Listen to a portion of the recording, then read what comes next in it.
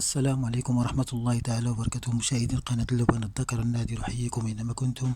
اليوم إن شاء الله نشارك معكم واحد الفيديو جديد ونتكلم فيه إن شاء الله على هذه الكتاكيت الصغيرة، هذه الكتاكيت الرومية، وكيف تقبل هذه الدجاجة البلدية تقبل هذه الكتاكيت الصغيرة الرومية.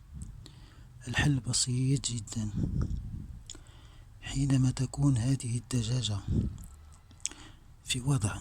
في وضعية الحضن على البيض، تكون تحتاج ربما تقريبا 15 يوم و 16 17 يوما كي تفقس هذا البيض،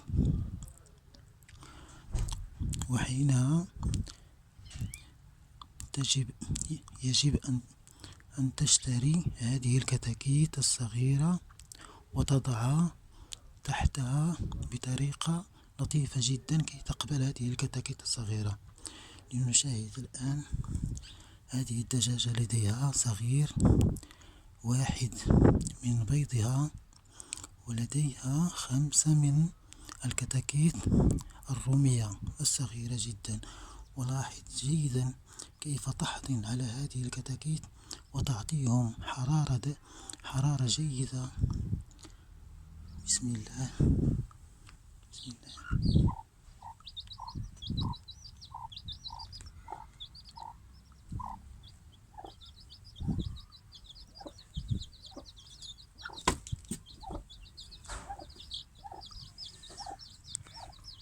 بسم الله. لا.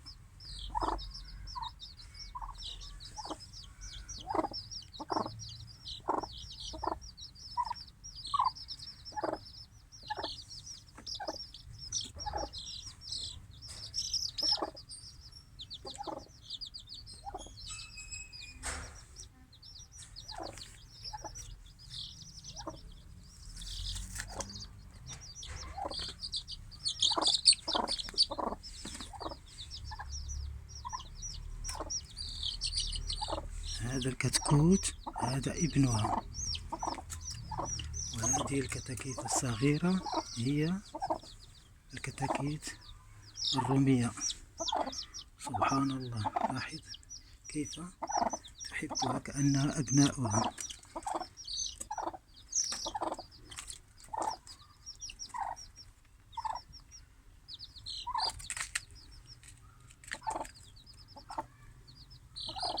في البداية كان هذا